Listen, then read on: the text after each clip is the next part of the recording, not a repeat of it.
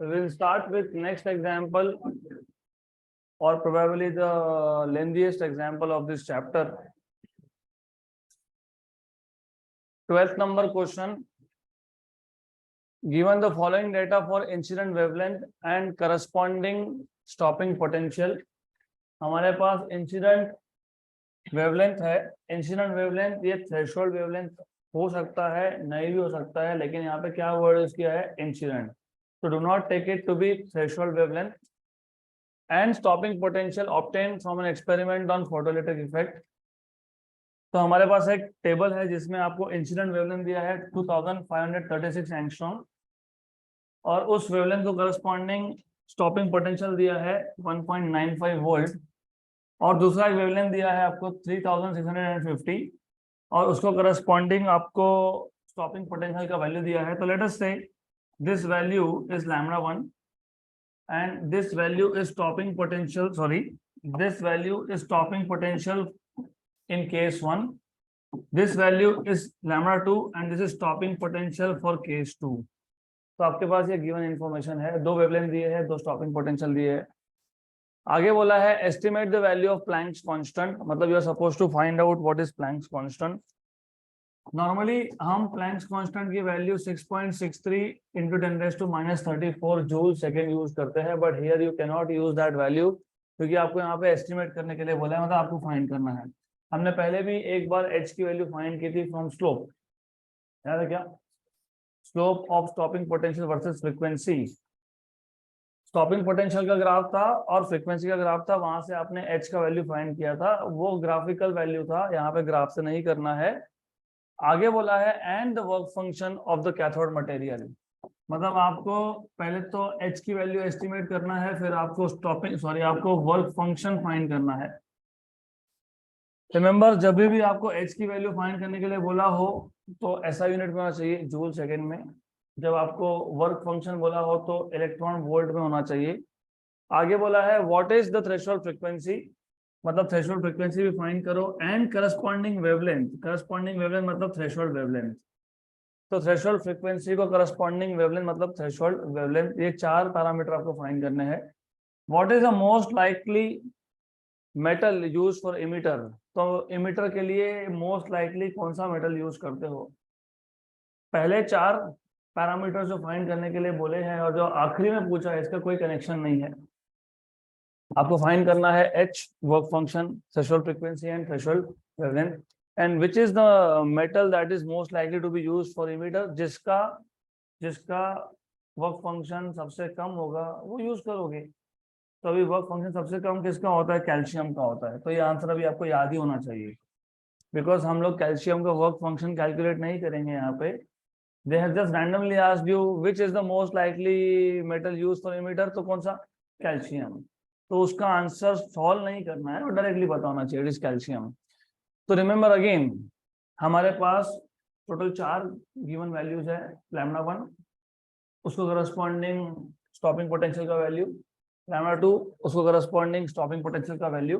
तो दो वेवलेंथ और दो स्टॉपिंग पोटेंशियल दिए हैं और इन टोटल हमको चार पैरामीटर पूछे हैं. एच मतलब प्लैंक्स कांस्टेंट, वर्क फंक्शन 50, उसके बाद आपको पूछा है थ्रेशोल्ड फ्रीक्वेंसी और आपको पूछा है थ्रेशोल्ड वेवलेंथ. तो how to solve this question, which formula you will be using? Einstein photoelectric equation, क्योंकि ऑब्वियसली हम वही टॉपिक कब से पढ़ रहे हैं तो उसका ही आएगा. ऊपर से क्वेश्चन में क्लियरली मेंशन किया है फोटो इलेक्ट्रिक इफेक्ट है, बट आइंस्टाइन फोटोइलेक्ट्रिक इक्वेशन के तीन अलग अलग फॉर्म थे. एक था काइनेटिक एनर्जी के टर्म्स में, kinetic energy equal to h2 minus work function. एक था काइनेटिक एनर्जी की जगह पे हाफ mv² लिखोगे, half mv² equal to h2 minus work function. एक था काइनेटिक एनर्जी की जगह क्या लिखोगे? ev0 where v0 is stopping potential.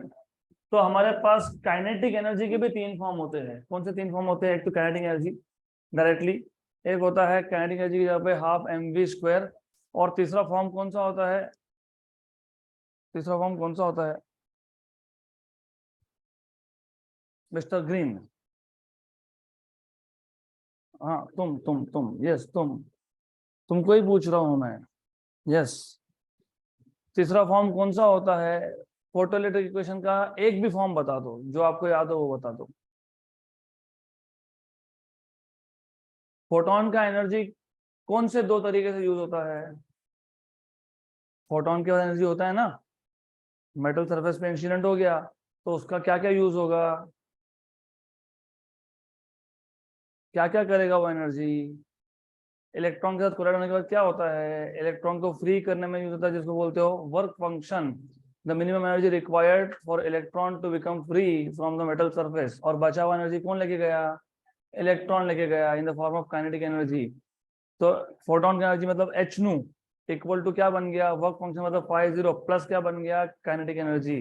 तो काइनेटिक एनर्जी का इक्वेशन क्या बन जाएगा? H nu minus work function.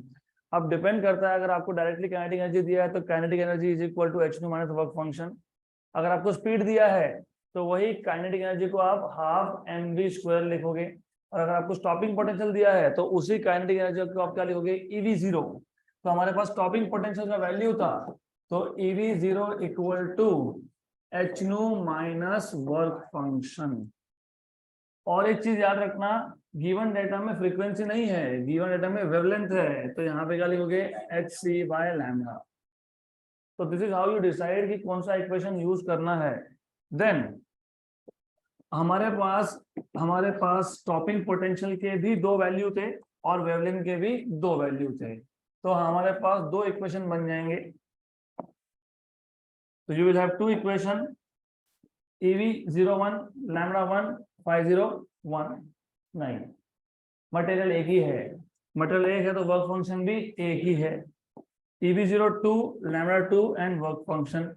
Equation number 1, equation number 2।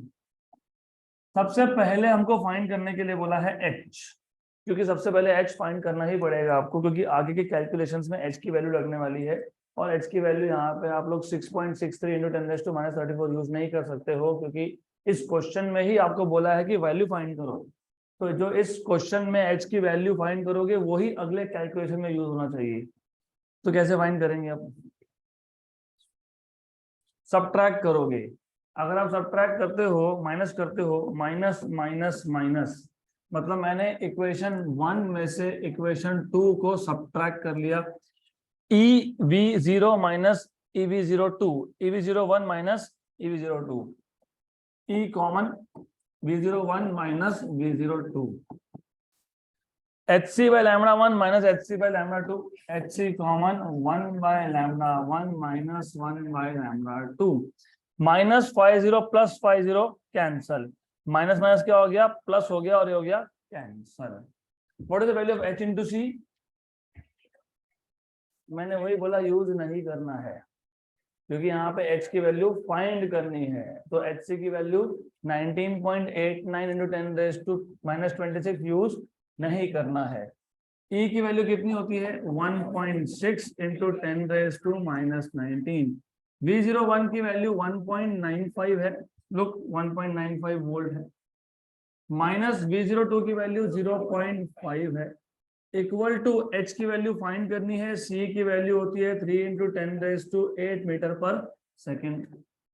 आपके पास वेवलेंथ 1 था 2536 एंगस्ट्रॉम, मतलब 2536 इंटू 10⁻⁻10, मतलब 2.536 इंटू 10⁻⁻7, 2.536 इंटू 10⁻⁻7। दूसरा वेवलेंथ कितना था? 3650, मतलब 3.650 इंटू 10⁻⁻7 इंटू 10⁻⁻7 दोनों में था, तो दोनों से निकाल लिया कॉमन, डिनोमिनेटर से निकाल लिया इसको कॉमन, राइट। यहाँ पे थोड़े से कैलकुलेशन में शॉर्टकट मारने ही पड़ेंगे, अदरवाइज इट्स टू लेंदी। 1.6 और ये 1.45, क्योंकि 1.95 में से 0.5 गया तो 1.45, तो 1.6 into 1.45 into 10⁻⁻19 equal to H into ये 3 इंटू 10⁻15 हो गया, क्योंकि 10⁻⁻7 ऊपर जाएगा तो +7, 10⁻8 और 10⁻7, 10⁻15, 1/2.5 होता तो वो होता है 10/25 क्यूब 1/2.5 मतलब 25/10 तो गया ऊपर, तो कितना 2/5 मतलब कितना 4/10 मतलब कितना 0.4, तो अप्रोक्सीमेटली कितना है वो 0.4 है अप्रोक्सीमेटली। एग्जैक्टली भी देख लेते हैं, 1 डिवाइडेड बाय 2.536 0.3943, तो ये आ जाएगा आपके पास 0.3943 माइनस 1 डिवाइडेड बाय 3.65, 3.65 का रेसिप्रोकल 0.29 के आसपास आएगा 2740, तो 1 डिवाइडेड बाय 3.65 0.2740 मतलब 0.2739 0.2739, इन दोनों को कर लो सब्ट्रैक्ट, इन दोनों को माइनस कर लो, 0.12 आता है ये 0.39 और ये 0.27 को माइनस करोगे तो 0.12 आएगा, तो ये 0.12 है। 1.6 और 1.5 होता तो 1.6 into 1 is 1.6, हमको करना क्या है 1.6 को 1.5 से मल्टीप्लाई करना है। मैंने क्या किया 1.6 को 1 से मल्टीप्लाई कर लिया, 1.6 को 0.5 से मल्टीप्लाई कर लिया, ये आ गया 1.6, ये आ गया 0.8, तो 2.4 रफली कितना है 2.4। हमारे पास 1.5 नहीं था, हमारे पास 1.45 था, तो उसको मल्टीप्लाई करो, सिंपल है ये भी। 1.6 मल्टीप्लाइड बाय 1.45 2.32, तो ये आ गया 2.32, so this side here is 2.32 multiplied by 10 raised to minus 19 equal to h, ये कितना था 0.12, ये कितना है 3 मतलब कितना है 0.36, 0.12 into 3 is 0.36, 12 into 3 is 36 और 10 raised to कितना है 15 है। फिर एक काम करेंगे h equal to 2.32 into 10 raised to minus 19 upon 0.36 into 10 raised to 15, ये ऊपर जाएगा तो -15, तो कितना आ गया -34, तो h की वैल्यू -34 में आती है क्या, यस तो करेक्ट है। फिर अभी क्या रह गया 2.32 को 0.36 से डिवाइड करना, 2.32 को 0.36 से डिवाइड करना, 6.44444444, तो ये आ गया h equal to 6.4444 into 10 raise to -34 क्या जूल सेकेंड, तो ये मिल गई पहली वैल्यू 6.42 इंटू 10 रेज़ टू -34, हमारा आ रहा है 6.44 इंटू 10 रेज़ टू -34, हमारा ज्यादा एक्यूरेट है। द रीजन इज हमने डायरेक्टली कैलकुलेटर यूज कर लिया और ये आंसर लॉग एंड लॉग से किए होंगे, तो अप्रोक्सीमेट है, ये एग्जैक्ट आंसर है, तो चलेगा, इतना डिफरेंस चलेगा, डजंट मैटर। अगर आप 6.42 भी लिखते हो तो भी कोई प्रॉब्लम नहीं है, you can write down safely, कोई इशू नहीं है। तो h की वैल्यू मिल गई। अब क्या पूछा है वर्क फंक्शन, अब क्या करेंगे, अब ये जो h की वैल्यू तुमने फाइंड की, इस h की वैल्यू को इक्वेशन नंबर 1 या 2 जहां आपको अच्छा लगे वहां सब्स्टिट्यूट कर देना, मैं इक्वेशन नंबर 2 में करूंगा। क्यों, V02 कितना था 0.5 और V01 कितना था 1.95, तो कैलकुलेशन सिंपल कहाँ पे होंगे V02 के लिए, तो put value of h in equation number 2, तो EV02 equal to hc/λ2 minus work function यहाँ पे आ जाएगा, तो hc/λ2 माइनस EV02, hc की वैल्यू 19.89 नहीं लेनी है, क्यों, क्योंकि हमारे पास h की वैल्यू कितनी आई 6.42, तो 6.42 इंटू 3 19.26, तो यहाँ पे कितना आएगा 19.26 इंटू 10 रेज़ टू -26, λ2 की वैल्यू कितनी थी 3.650 इंटू 10 रेज़ टू -7, e की वैल्यू होती है 1.6 इंटू 10 रेज़ टू -19 और V02 की वैल्यू थी 0.5, कितना था वो 0.5, तो दिस इज 0.5। ये जो 10⁻⁻7 है ऊपर जाके क्या हो जाएगा +7। What is -26 +7 -19? तो 10⁻⁻19 यहाँ पे भी है और वहां पे भी है, तो क्या करेंगे कॉमन निकाल लेंगे।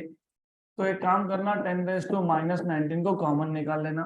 1.6 इंटू 0.5, 1.6 का आधा 0.8। यहाँ पे कौन है, यहाँ पे 19.26 डिवाइडेड बाय 3.65 है।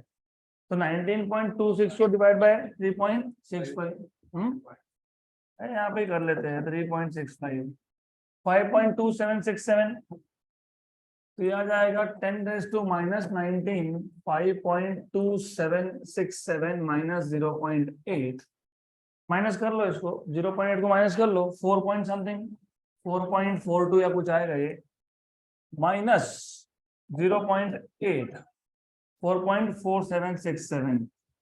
तो 4.4767 इंटू 10⁻⁻19 यूनिट क्या आएगा।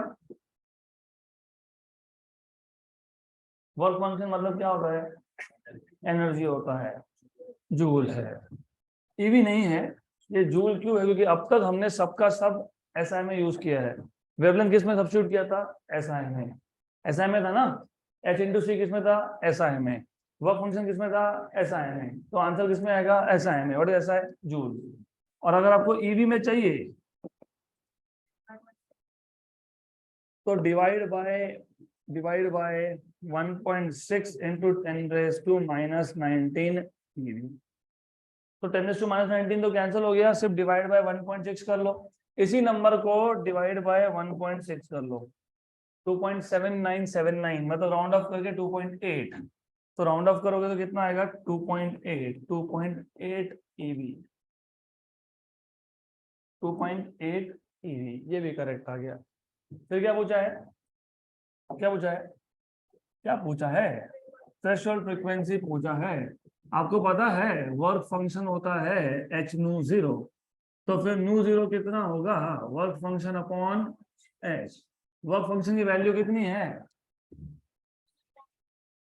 नहीं यूज करना है, 4.4767 4.4767 इंटू 10⁻⁻19 अपॉन h की वैल्यू कितनी आई थी 6.42 इंटू 10⁻⁻34 बराबर ना।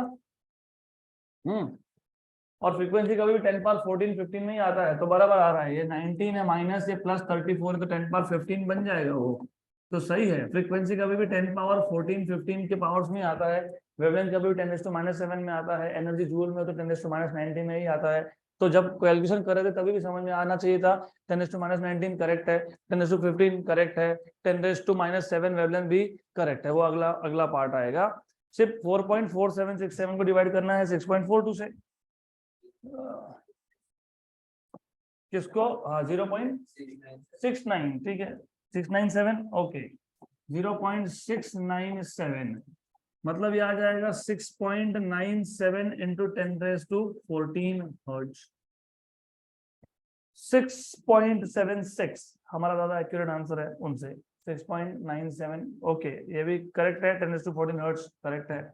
अब आखिरी में क्या चाहिए हमको, क्या चाहिए आखिरी में, threshold frequency lambda not, sorry threshold wavelength. तो थ्रेशोल्ड वेवलेंथ कैसे फाइंड करोगे, you know frequency c by lambda, पता है ना ये। तो threshold frequency is c upon threshold wavelength. तो threshold wavelength is c upon threshold frequency. ये है 3 इंटू 10⁻8 और ये अभी तुमने फाइंड किया 6.97 इंटू 10⁻, माइनस कैसे हो गया, फ्रीक्वेंसी माइनस में कब से हो गया, फ्रीक्वेंसी माइनस नहीं होता है। +14 ना, हाँ इसको कभी भी +15 में लिखना, क्योंकि वेवलेंथ कितना चाहिए 10⁻⁻7। कितना चाहिए वेवलेंथ 10⁻⁻7। ऊपर 8 था नीचे 15 है, तो कितना हो जाएगा 10⁻⁻7 हो जाएगा ये मीटर में। 3 अपॉन 0.697, 3 अपॉन 0.697, 4.3 4.304 इंटू 10⁻⁻⁷, मतलब एंगस्ट्रॉम में कितना, 4304 एंगस्ट्रॉम। ये हो गया वेवलेंथ, थ्रेशोल्ड वेवलेंथ। 4440 हमारा 4304 चलता है। Okay, good, so done. This is how you are supposed to solve this question. So let us move ahead with last topic of part 1 of this chapter. इस chapter के दो parts थे, एक था dual nature of radiation, दूसरा है dual nature of matter. तो dual nature of radiation का ऑलमोस्ट थ्योरी खत्म हो गया, न्यूमेरिकल्स खत्म हो गए। एक लास्ट पार्ट है, that is basically conclusion, and उसके बाद एक application. Dual nature of radiation का एप्लीकेशन भी है, there is something called as photocell, वो भी हम देखेंगे इन डिटेल।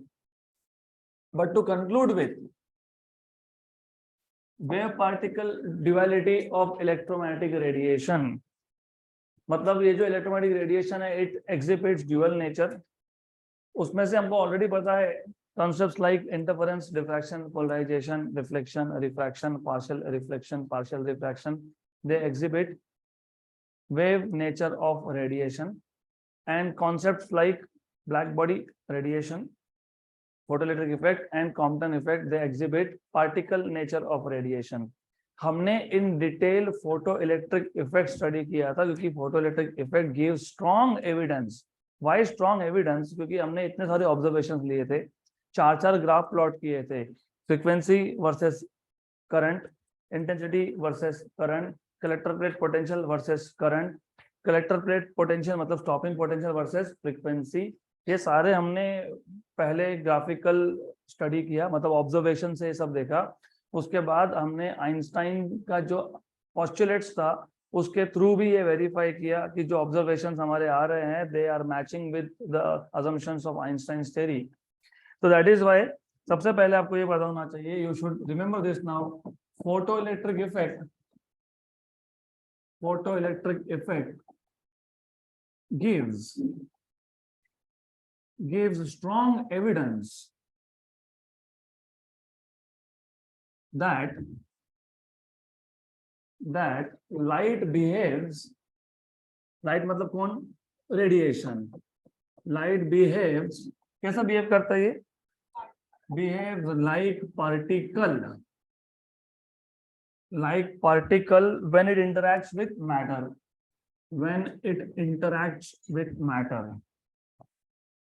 मतलब जब लाइट का मैटर के साथ इंटरेक्शन होगा, जैसे लाइट किसी एक सरफेस पे इंसिडेंट हो गया तो क्या हुआ, फोटोन और इलेक्ट्रॉन्स का कोलिजन हुआ, मतलब that is interaction of light with matter. So whenever light interacts with matter it behaves like particle. ये जानबूझ के मैंने रेड में लिखा है क्योंकि नोट्स में ये मिसिंग है, लाइक पार्टिकल, ये प्रिंट ही नहीं हुआ वहां पे ऐसा प्रिंट हुआ है, photoelectric effect gives strong evidence that light behaves when it interacts with matter. Behaves like what? Behaves like particle. Correct? Then उसके बाद हमको आइंस्टाइन के पोस्टुलेट ने क्या बताया, light is made up of large number of packets. So light is made up of, it is made up of large number of packets, actually large number of small packets, तो मैं small ही बोल दूंगा इसको, it is made up of small packets, large number of small packets, और क्या नाम था इसका, क्वांटा। पैकेट्स को क्या बोलते हो, क्वांटास। वो टेक्स्ट बुक में कोट्स प्रिंट हुआ है, quotes, that is not quotes, that is Qantas. Text book मतलब नोट्स में। Light is made up of small packets और क्वांटास ऑफ डेफिनाइट एनर्जी, तो हमको कंक्लूड करना है तो हमको पॉइंट बाय पॉइंट ये बताना पड़ेगा कि हाँ हमको पता है light behaves like particle when it interacts with matter, light is made up of very small packets और quantas of definite energy, and these packets are known as, क्या बोलते हो उसको, photons. These packets are known as photons. And Einstein arrived at a conclusion, ये जो हर एक photon है उसका एनर्जी कितना है, h nu, So Einstein arrived at a conclusion that each of the packet of radiation of frequency nu has energy of h nu. And अभी तक हमने मोमेंटम की बात नहीं की, लेकिन एक चीज आपको पता होनी चाहिए, what is momentum by the way? mv. लेकिन फोटोन के पास मास तो नहीं होता, तो फिर mv तो नहीं हो सकता। लेकिन फोटोन क्या है? पार्टिकल है। जहां जहां पार्टिकल होगा उसका क्या होगा? मोमेंटम होगा। तो remember this, momentum is also a property of particle. अगर आप लाइट को एज अ पार्टिकल ट्रीट कर रहे हो तो उसका मोमेंटम होना चाहिए, लेकिन उसका मोमेंटम mv नहीं हो सकता। क्यों नहीं सकता? क्योंकि लाइट का मतलब फोटोन का मास नहीं होता। तो इसका मोमेंटम का फॉर्मूला आएगा h nu by c। h nu by c आप चाहो तो वेरीफाई कर लो। m इंटू वी, इसके यूनिट से kilogram metre per second. h nu, h होता है जूल, nu होता है 1/2 हर्ट्ज मतलब 1/2। c होता है speed of light metre per second, cancel and cancel, तो जूल पर मीटर। लेकिन जूल होता है mv स्क्वायर। जूल मतलब एनर्जी होता है ना, एनर्जी क्या होता है? mv square. mg है mv square, m1 l2 t-2। याद है क्या? Dimension of energy m1 l2 t-2, m1 kilogram metre square per second square upon metre metre metre, cancel. बराबर? सही है, बराबर है ना? h is joule second, exactly ये आएगा जूल सेकेंड।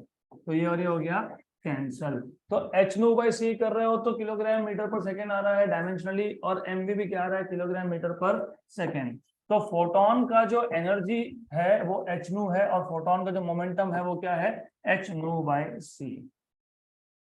देन हमने और एक चीज मैंने मेंशन की थी, which was called as Compton effect. Also in experiment of scattering of X-rays, और यहाँ पे आपको पता होना चाहिए स्कैटरिंग भी ये पार्टिकल का प्रॉपर्टी है। For example, just for an example, suppose हमारे पास चार्ज पार्टिकल है, लेट अस से न्यूक्लियस है या फिर इलेक्ट्रॉन है, whatever it is, charge particle है, और हमारे पास एक दूसरा चार्ज पार्टिकल है। अगर दूसरा चार्ज पार्टिकल नेगेटिव हुआ तो इसका पाथ कैसा होगा? ये मूव हो रहा था स्ट्रेट लाइन में, लेकिन रिपल्शन की वजह से क्या होगा? ये स्कैटर हो जाएगा। स्कैटरिंग मतलब चेंज इन डायरेक्शन। अगर ये पॉजिटिव हुआ तो इस केस में क्या होगा? स्कैटरिंग होगा। स्कैटरिंग मतलब चेंज इन पाथ, लेकिन अभी उल्टे डायरेक्शन में होगा। अगर ये पॉजिटिव है तो इट गोज लाइक दिस, अगर ये नेगेटिव है तो it goes like this. In both the case particle has changed its direction. उसको क्या बोलते हो? स्कैटरिंग। तो स्कैटरिंग किसका होता है? चार्ज पार्टिकल्स का। सिर्फ पार्टिकल्स का नहीं, चार्ज पार्टिकल्स का। क्योंकि न्यूट्रॉन्स ले लो तो फिर नहीं होगा। न्यूट्रॉन्स अगर मैं लेता हूं तो neutrons will not deflect, they will just go straight. तो स्कैटरिंग किसका होता है? Charge particles. लेकिन एक एक्सपेरिमेंट है कॉम्पटन इफेक्ट, जिसमें हमको ये दिखता है कि अगर हम एक्सरे फोटॉन्स, एक्सरे तो रेडिएशन है ना, अगर हम एक्सरे फोटॉन्स यूज करते हैं तो एक्सरे फोटॉन्स का भी स्कैटरिंग हो रहा है यहाँ पे, तो फ्रॉम इलेक्ट्रॉन्स। तो कॉम्पटन इफेक्ट में X-ray photons get scattered by electrons. इसका मतलब ये जो स्कैटरिंग हुआ, लेकिन स्कैटरिंग कौन सा प्रॉपर्टी था? पार्टिकल प्रॉपर्टी था, लेकिन यहाँ तो फोटॉन्स का स्कैटरिंग हो गया। मतलब फोटॉन्स कौन है? पार्टिकल्स है। तो that means Compton effect also gives us a very strong evidence that light is made up of particles. लेकिन हम कॉम्पटन इफेक्ट इतना डिटेल में स्टडी नहीं करते। There are two reasons. Number one, actually three reasons. Number one, इसका experimental step बहुत costly है, super expensive, करोड़ों में आता है वो। नंबर टू, यहाँ पे एक्सरेज इन्वॉल्व है। थोड़ा सा भी अगर आपने केयरलेसनेस दिखाया और अगर एक्सरेज को अगर एक्सपोज हो गए तो फिर डिफिकल्ट है। एक्सरेज प्रोड्यूस करने के लिए वेरी हाई वोल्टेज लगता है, तो ये कॉस्ट इफेक्टिव भी नहीं है। You require thousands of volts of supply, और thousand of volts of supply के साथ अगर केयरलेसनेस रहा तो ब्लास्ट हो जाएगा वहां पे। That is why we do not study this experiment. We study photoelectric effect only, because that is very simple. Ultraviolet radiation is harmful, of course, but not very harmful to us. हम लोग ultraviolet radiation का visible की boundary वाला part use कर लेंगे, 3500 angstrom का wavelength, तो it is not very harmful, easily available है। क्योंकि ये जो लाइट है, white light, even this has some part of UV, हाँ, और कैथोड, कैथोड मतलब photosensitive material, calcium, cadmium, zinc, ये तो इजीली अवेलेबल होता है, ये तो कहीं से भी मिल जाएगा हमको। Calcium, cadmium, zinc, it is readily available, you can just have it from anywhere, very cheap. That is why we study in detail which effect, photo electric effect. तो रिमेंबर, हमको यहाँ पे शो करना था कि वेव पार्टिकल ड्यूअलिटी है, किसका duality है, रेडिएशन का। रेडिएशन के दोनों नेचर है, एक है वेव नेचर, एक है पार्टिकल नेचर। वेव नेचर में लिखूंगा नहीं, हमको ऑलरेडी पता है, we already know, what do you know is interference, diffraction, polarisation, reflection, refraction, they are all exhibiting wave nature. लेकिन पार्टिकल नेचर कौन शो करता है, फोटोइलेक्ट्रिक इफेक्ट, और फोटोइलेक्ट्रिक इफेक्ट के ये सारे कंक्लूजन है and Compton effect. But if I tell you कि मुझे बताओ, इन शॉर्ट मुझे बताओ, इन शॉर्ट मुझे आप बताओगे, इन शॉर्ट मुझे आप बताओगे कि लाइट जो है वो पार्टिकल है, उसको बोलते हैं फोटोन पिक्चर ऑफ लाइट, मतलब पार्टिकल पिक्चर ऑफ लाइट। तो photon picture of light, particle picture of light, if I ask you tell me any 4 points which can prove that light is particle, तो बताओ। Simple है ना। अभी तो लिखा था in interaction with matter light behaves as if it is particle. Light is made up of large number of very small packets of energy called as photons. अगर हमारे पास एक बीम है, रेडिएशन है, जिसका फ्रीक्वेंसी नू है, तो उसमें हर एक पैकेट का एनर्जी कितना है, एच नू है, और मोमेंटम कितना है, एच नू बाय सी है।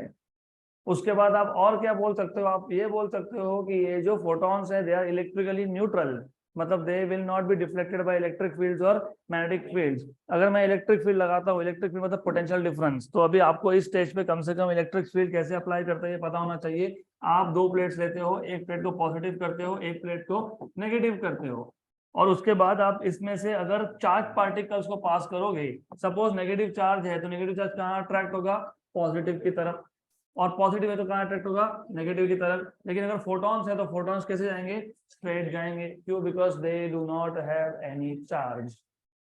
तो remember this, in interaction with matter, photons, in interaction with matter, photons, photon मतलब लाइट, क्या करता है light, in interaction with matter light behaves like particle. तो if you have radiation of frequency nu, it consists of large number of photons, each of energy h nu and momentum h nu by c. These photons are electrically neutral and hence they will not be deflected by electric or magnetic fields. बराबर। What else you can say? और क्या बता सकते हो? हाँ,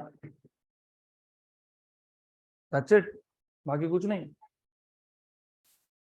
Something to do with conservation of energy and momentum.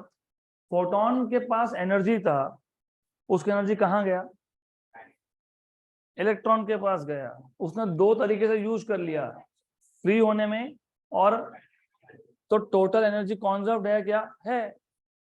तो when photons interact with particle, total energy is conserved and also momentum is conserved. Photon का momentum कहाँ गया, इलेक्ट्रॉन को गया, इसलिए तो इलेक्ट्रॉन मूव हुआ ना। What is momentum of electron, m into v, मतलब v मतलब क्या, स्पीड। तो फोटोन का एनर्जी किसको गया, इलेक्ट्रॉन को, फोटोन का मोमेंटम किसको गया, इलेक्ट्रॉन को। तो कोई भी टाइप का कोलिजन हो, कोई भी टाइप का कोलिजन हो, टोटल एनर्जी और मोमेंटम हमेशा कॉन्जर्व्ड ही होता है।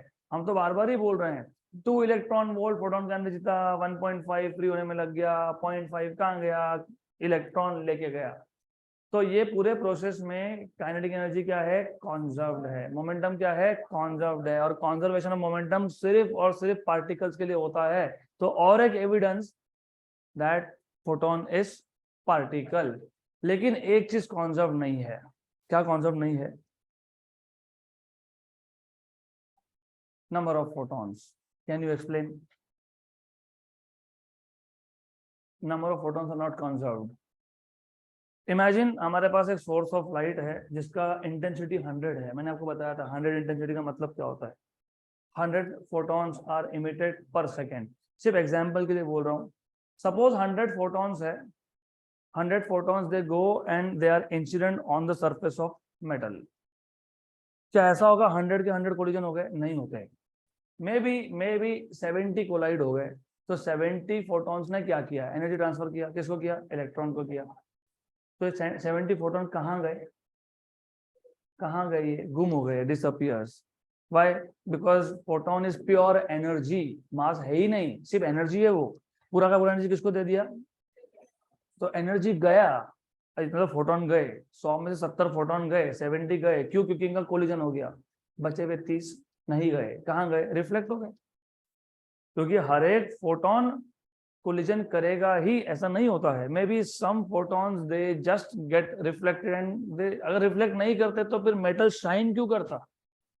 आप कोई भी चीज देखते हो, it is because there is reflection. If you see this board, because of reflection. If you see this stand here, ये भी बिकॉज ऑफ रिफ्लेक्शन है। तो can you see metal? Yes, you see metal, of course you can see metal. अभी दिखा देता हूँ metal क्या हो गया। ये तो स्टील है वैसे। Do you see steel? Why? Because reflection. तो अभी 100 के 100 फोटोन आके अगर कोलिजन कर लेते और एनर्जी ट्रांसफर कर देते, तो तुमको वो मेटल सर्फेस कभी दिखता ही नहीं, क्योंकि nothing is reflected. You see objects because the reflect light. You can C me because मेरा बॉडी भी रिफ्लेक्ट करता है लाइट को। Not everything is absorb. होता तो फिर क्या हो जाता? Black body, black body, it absorb everything. तो रिमेंबर, यहाँ पे कुछ चीज कॉन्जर्व नहीं है तो कौन नहीं है? Number of photons. तो ये इन शॉर्ट ये फोटोन पिक्चर था।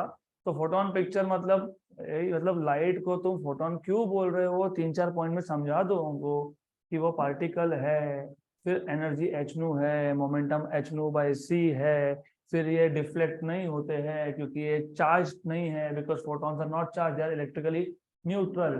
फिर जब फोटोन का कोलिजन होगा तो कौन कौन कॉन्जर्व्ड होगा? Energy, total energy and momentum. कौन कॉन्जर्व नहीं होगा? Coming to the last part of this particular topic, that is applications of photoelectric effect. So photoelectric effect is used in variety of application. उसमें से एक है फोटो सेल। और अगर आपको फोटो इलेक्ट्रिक इफेक्ट याद होगा और आपको फोटो इलेक्ट्रिक इफेक्ट का एक्सपेरिमेंटल सेटअप याद होगा, तो फोटो सेल याद रखने की जरूरत ही नहीं है। तो मुझे बताओ, फोटो इलेक्ट्रिक इफेक्ट के एक्सपेरिमेंटल सेटअप में क्या क्या था? सोर्स था, उसके बाद इमिटर प्लेट था, कलेक्टर प्लेट था, एमीटर था, वोल्ट मीटर था, डन। इवैक्यूएटेड ग्लास ट्यूब था। अब ये जो फोटो सेल है, ये फोटो सेल इसमें भी अप्रोक्सीमेटली सेम है। एज यू कैन सी, यहाँ पे हमारे पास एक इमिटर है जिसको आप बोलते हो कैथोड। डिफरेंस क्या है?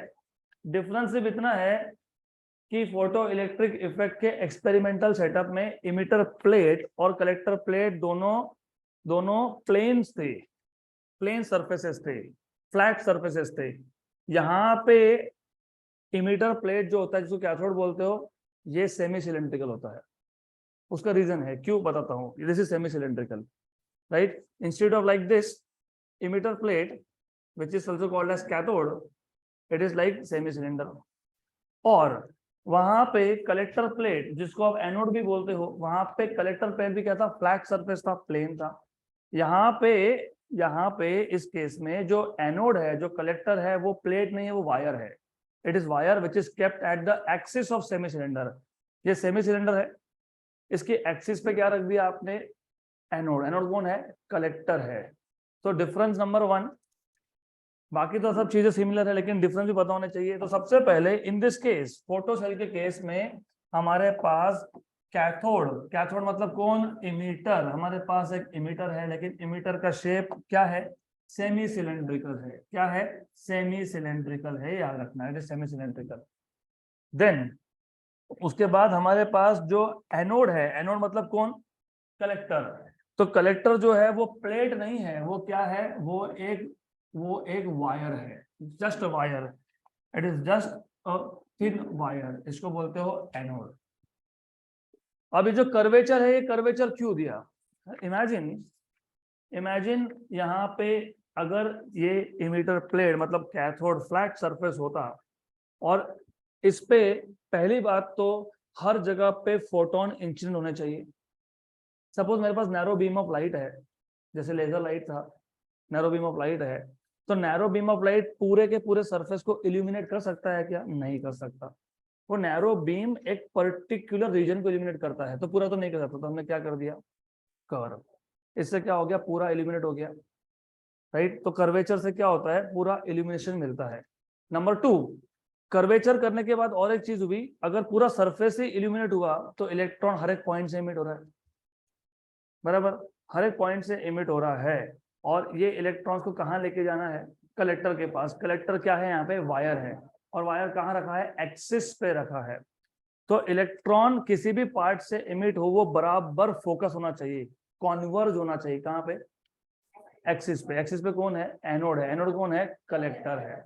अगर आप ऐसा फ्लैट रख दोगे और एनोड आपका वायर है, तो फिर हर एक पार्ट से जनरेट हुआ इलेक्ट्रॉन वायर तक तो नहीं आएगा, मतलब जितना करंट मिलना चाहिए उतना नहीं मिलेगा। तो जब आपको चार्जेस को कॉन्वर्ज करना होता है, you know what is converging mirror? Concave mirror. You know what is shape of concave mirror? Exactly this. तो एग्जैक्टली फॉर दैट रीजन हमको कॉन्वर्ज करना था। इट इज जस्ट लाइक, सिर्फ फर्क इतना था कि मिरर पे लाइट आके रिफ्लेक्ट होता है और वो फोकस हो जाता है, कॉन्वर्ज हो जाता है। यहाँ पे लाइट आके इलेक्ट्रॉन जनरेट कर रहा है और कॉन्वर्ज कौन हो रहा है? इलेक्ट्रॉन्स। तो कॉन्वर्जिंग पॉइंट कौन सा होता है? फोकल। तो हमने ये जो एनोड था, कलेक्टर था, वो कहाँ रख दिया? फोकस पे, इस कर्वेचर के फोकस पे।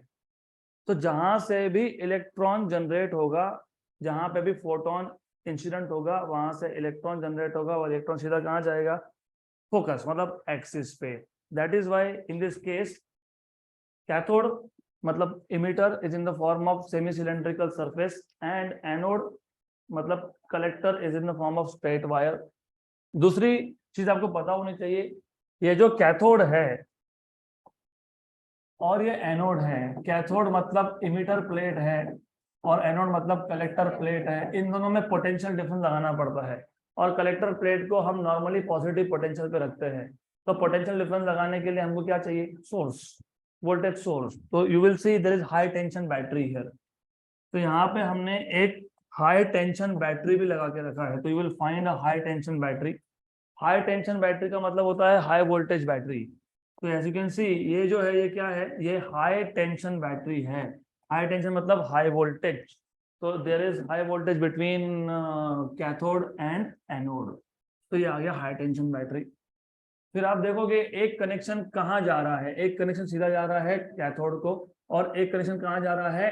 एनोड को, राइट। और आप देखोगे कि यहाँ पे ये पूरा का पूरा एक इवैक्यूएटेड ट्यूब में है, और यहाँ पे क्या इंसिडेंट हुआ? लाइट। सिर्फ डिफरेंस इतना है कि ये जो कैथोड का सरफेस होता है, इसको हम कोटिंग करते हैं। कोटिंग करके हम इसको विजिबल लाइट से सेंसिटिव बनाते हैं, क्योंकि यूवी लाइट ही यूज करना ऐसा नहीं है। You may have to use this for visible light, तो you have to make this sensitive. और रिमेंबर, पूरा का पूरा प्लेट इमिटर होना चाहिए ऐसा भी नहीं है। आपने सिर्फ इमिटर प्लेट के ऊपर एक कोटिंग कर दी, पेंट कर दिया, पेस्ट कर दिया। क्या पेस्ट कर दिया? फोटो सेंसिटिव मटेरियल, तो भी चलता है। देन आपको करंट मेजर करना पड़ेगा, तो क्या चाहिए? माइक्रो एमीटर, नॉट एमीटर, क्योंकि ammeter generate very large current. हमारे पास यहाँ जो करंट जनरेट होता है इट इज वेरी स्मॉल। तो मोर और लेस इफ यू सी, इसका कंस्ट्रक्शन और फोटो इलेक्ट्रिक इफेक्ट का एक्सपेरिमेंटल सेटअप सेम है। डिफरेंसेस है प्लेट्स के। वहां पे स्ट्रेट प्लेट था, वैसा बनाओगे तो साइज बढ़ जाएगा। एक छोटा सा बल्ब होता है ये, it is very tiny bulb. अगर आप बोलोगे कि नहीं ये कर्वेचर क्यों दिया, स्ट्रेट प्लेट रखना है, तो रखो, फिर वो सेटअप बड़ा हो जाएगा। समझेगा, आगे यूज समझेगा तब समझ में आएगा कि छोटा छोटा ये क्यों होता है structure, tiny structure. Cathode, emitter, anode, collector, incident light, evacuated tube. You have two connections, one is coming from emitter, is coming from collector, and they are connected to high voltage battery. And then because यहाँ पे light incident होगा तो कौन generate होगा? Electron. Electron कहाँ पे जाएंगे? Collector plate पे। कलेक्टर प्लेट कलेक्ट करके क्या करेगा? सर्किट में भेजेगा। तो क्या मेजर होगा? करंट मेजर होगा।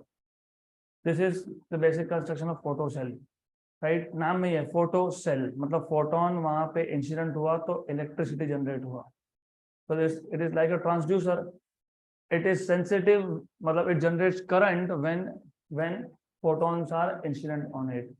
तो ये ट्रांसड्यूसर भी है। What is transducer? The device which converts one form of energy to another. Incident light था, लाइट एनर्जी था, जनरेट क्या हो गया? करंट, मतलब इलेक्ट्रिक एनर्जी जनरेट हो गया। अब इसका यूज कहाँ पे? बहुत जगह पे यूज है। मैं आपको सिंपल सा एग्जांपल देता हूँ। I know that because I was part of that survey. देखो अभी अभी तो आपको नहीं समझेगा, हमारे सिटी में तो ट्रैफिक सिग्नल्स है नहीं है, अभी तो काम करते नहीं है, और काम करते भी तो कैसे कैसे करते हैं उनको ही पता है वो। लेकिन if you go to some big cities, you will see traffic signal they come with timers. और कभी अगर आपने देखा होगा तो यू मस्ट हैव वंडर्ड कि आप रुके हो, आपको जाना है ईस्ट में, आपके लिए स्टॉप टाइमिंग है 120 सेकेंड, 2 मिनट तक खड़े ही रहो तुम, और बाकी डायरेक्शन से 30-30 सेकेंड में सिग्नल खुल रहा है। 30 सेकेंड में सिग्नल खुल गया, उनके लिए स्टॉप टाइम 30 सेकेंड है, आपके लिए 120 सेकेंड है। ऐसा पार्शियलिटी क्यों? वो पार्शियलिटी नहीं होता है, वो सर्वे किया जाता है पूरे 24 आवर्स में किस चौक पे, किस टर्मिनल में, कौन से डायरेक्शन से कितने गाड़ी जा रही है, कौन से टाइप की गाड़ी जा रही है। For example there is some XYZ चौक, वहाँ पे ट्रैफिक का बहुत प्रॉब्लम होता है, तो वहाँ पे सर्वे करवाया जाता है। They do this kind of surveys कि उस XYZ चौक पे ईस्ट से वेस्ट, वेस्ट से ईस्ट, नॉर्थ से साउथ, साउथ से नॉर्थ, नॉर्थ से ईस्ट, ईस्ट से नॉर्थ, ये सारे डायरेक्शन कंसीडर करते हैं कि ट्रैफिक कैसा फ्लो हो रहा है। और सर्वे करने के लिए होता क्या है, they have to count. Counting जरूरी है ना। ईस्ट से वेस्ट सुबह 6 से 7 में कितने 2 व्हीलर गए, कितने 4 व्हीलर गए, कितने 3 व्हीलर गए, कितने बसेस गए, ये सब काउंटिंग होता है। फिर ये डेटा जाता है, फिर ट्रैफिक मैनेजमेंट सिस्टम ये समझता है कि सुबह 7 से 8, अभी आपको पता होगा पूना में एक लोकेशन है हिंजवाड़ी, IT हब है, वो सारे IT कंपनीज वहीं पे है, और सुबह सुबह 8 से 9 के बीच में सब लोग अपने घर से निकलते हैं काम पे जाने के लिए, मतलब डेफिनेटली हिंजवाड़ी की तरफ जाने वाला ट्रैफिक ज्यादा होगा, आने वाला कम होगा। तो जाने वाला ट्रैफिक ज्यादा है तो उस डायरेक्शन का सिग्नल ज्यादा टाइम तक खुलना चाहिए। लॉजिकल है ना। वहां पे लोग ज्यादा जा रहे हैं और तुमने बोला नहीं तुम लोग ज्यादा टाइम रुको, तो ट्रैफिक जैम ही होने वाला है फिर वहां पे। If some huge amount of traffic is flowing in particular direction at a given instant of time, सुबह 8 से 9 सब लोग घर से काम के लिए निकलते हैं, उल्टा बहुत कम होता है, जिनका नाइट शिफ्ट होता है उनको छोड़ दो। लेकिन जो डे शिफ्ट में काम करते हैं ना, वो सुबह सुबह घर से जाते हैं, तो डेफिनेटली ऑफिसेस मतलब नॉन रेसिडेंशियल जो लोकेशन होते हैं वहां पे ट्रैफिक ज्यादा जाता है, वहां से आता कम है। तो उस डायरेक्शन में जाने के लिए ट्रैफिक सिग्नल ज्यादा टाइम खुलने चाहिए। अब ये सब समझेगा कैसे? पहले क्या था, मैनुअल टीम्स थी, I was part of it. हम हर चौक पे जाके बैठते थे, हमको टाइम स्लॉट दिए होते थे, ऑफ कोर्स पेड सर्विस था, तो फिर पैसों के लिए तो कोई भी करता है ना। तो यूज टू काउंट और उसको नोट करते थे हम, देखो इस 6 से 7 बजे के बीच में यहाँ से यहाँ जाने वाले 10 बसेस है, इतने 3 व्हीलर गए, इतने 4 व्हीलर गए। लेकिन इसमें प्रॉब्लम क्या है, इसमें बहुत सारा प्रॉब्लम है, ह्यूमन एरर। 4 लोग साथ में बैठ के दोस्तों काम तो करते नहीं ना, वो वैसे ही काउंटर दबाते रहते हैं, देखते भी नहीं कौन सा गाड़ी गया, गलत डेटा जाता था, और ट्रैफिक का सिचुएशन बहुत ही पैथेटिक वहां पे हो गया था, और होता है वो, क्योंकि if you give wrong data then of course things will go wrong. तो बेन फिर ये चीज समझ में आई कि अरे ये फोटो सेल को हम काम में लगाते हैं, फिर फोटो सेल को काम में कैसे लगाया? रोड के एक साइड पे, क्योंकि वो प्रोविजन होता ही है, ट्रैफिक सिग्नल्स के पोल्स होते ही है, वहां पे तुम फिट कर ही सकते हो। रोड के एक साइड पे फोटो सेल है, रोड के दूसरे साइड पे सोर्स ऑफ इंफ्रारेड रेडिएशन है। इंफ्रारेड होगा या कोई और होगा, डजंट मैटर। मैंने अभी बोला मैंने, नॉर्मली फोटो इलेक्ट्रिक इफेक्ट हम लोग देखते हैं यूवी लाइट के लिए, लेकिन मैंने अभी बताया स्पेशल काइंड ऑफ कोटिंग करके आप फोटो इलेक्ट्रिक इफेक्ट विजिबल और IR के लिए भी ले सकते हो। देन यहां से लाइट कंटिन्यूअसली इमिट हो रहा है और वो जा रहा है सीधा फोटो सेल पे। फोटो सेल क्या कर रहा है, इलेक्ट्रॉन्स को फ्री कर रहा है, उसको कलेक्ट कौन कर रहा है, कलेक्टर कलेक्ट कर रहा है, और वो क्या कर रहा है, सिग्नल भेज रहा है, करंट मेजर हो रहा है वहां पे, तो वहां पे करंट है। अब इमेजिन यहाँ पे एक 2 व्हीलर आ गया, तो 2 wheeler for a short amount of time इस लाइट को ब्लॉक कर देगा। इस लाइट को इसने कर दिया ब्लॉक, वहां पे कुछ गया नहीं, तो वहां पे करंट जनरेट होना हो गया बंद। तो इन 1 hour ऑफ टाइम, 1 घंटे के अंदर कितनी बार ऐसा हुआ और कितने कितने टाइम के लिए हुआ, क्योंकि डेफिनेटली टू व्हीलर है तो वो बहुत शॉर्ट टाइम के लिए ब्लॉक करेगा, of course fraction of a second, right.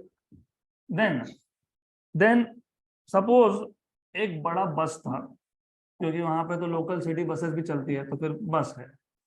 अब बस पास हो गया और डेफिनेटली बस ब्लॉक ज्यादा टाइम के लिए करेगा, एक तो वो हैवी है, उसका स्पीड भी कम है। तो ऐसे कितनी बार ब्लॉकेजेस हुए, मतलब कितनी बार सिग्नल बंद हुआ और कितने टाइम के लिए हुआ, राइट। तो ये पूरा डेटा ऑटोमेटिकली सिस्टम में कलेक्ट होता है। फॉर एग्जांपल बस ने 2 सेकंड के लिए सिग्नल को बंद कर दिया, ऐसे 2-2 सेकंड के कितने ब्लॉकेजेस जनरेट हो गए। मान लो 1 घंटे के अंदर 30 हो गए, तो कितने बस पास हुए होंगे, 30। तो this is send directly signal. अगर कोई 4 व्हीलर होगा, कोई ऑटो रिक्शा होगा, तो वो भी ब्लॉक करेगा, but for certain amount of time. तो ये जो हमारे पास फोटो सेल है, we use photo cell in traffic management system also. तो you can just manage some traffic by using this. और कहाँ यूज होता है फिर, और कैमराज में यूज होता है। मैं रोज करता हूँ, एक्सपोजर देखता रहता हूँ, कितना एक्सपोजर आया। तो आप जब कैमराज ऑपरेट करते हो और अगर लो लाइट है तो पुअर फोटोग्राफी होता है। तो अभी नॉर्मल कैमराज में तो नहीं, लेकिन जो कैमराज अच्छे क्वालिटी के होते हैं ना, उसमें फोटो सेल्स होते हैं which basically keep on measuring how much amount of light is received. जितना ज्यादा लाइट रिसीव होगा उतना ज्यादा करंट होगा। तो फोटोग्राफर भी देखता है कि करंट की वैल्यू, क्योंकि वो करंट तो नहीं समझ में आता, उसको समझ में आता है समथिंग कॉल्ड एज फ्लक्स। वहां पे नंबर दिखते रहते हैं, उसको समझ में आ गया कि ये नंबर बहुत छोटा दिख रहा है, मतलब लाइट क्या है सराउंडिंग का, खराब है, लो लाइट है। तो फिर वो अपने एंगल्स को एडजस्ट करेगा, वो तुमको भी यहाँ वहाँ बोलेगा इधर जाओ उधर जाओ, फिर वो अपना खुद का फ्लैश चालू करेगा, फिर बोलेगा हाँ अभी ठीक है, अभी तुम्हारा चेहरा अच्छे दिख रहा है यहाँ पे। क्यों? क्योंकि वो कैमरा के अंदर भी फोटो सेल है। फोटो सेल लाइट मेजर करता रहता है और एक सर्टन वैल्यू से ज्यादा लाइट होना चाहिए, तब जाके फोटोग्राफ अच्छा आएगा। तो ये लाइट, मतलब ये जो फोटो सेल है, ये कैमरास में भी यूज होता है। So you will find the application of this photo cell at n number of places. Last example, street lights. पहले सब मैनुअल था। पहले जो स्ट्रीट लाइट थे, तो कॉरपोरेशन का कोई बंदा आएगा, वो सुबह सुबह आके बेचारा 5:30-6 बजे ठंड में उठ के आएगा, फिर वो सब बटन बंद करेगा। अभी वैसा नहीं है। अभी स्ट्रीट लाइट के अंदर ही अंदर, मतलब उसके ऊपर फोटो सेल होता है। अब तुम सोचो, गर्मी के दिन में 6 बजे अच्छा खासा रोशनी होता है, साइड सराउंडिंग में होता है ना, good amount of light in summers. तो समर्स में ये जो स्ट्रीट लाइट है जल्दी बंद होने चाहिए।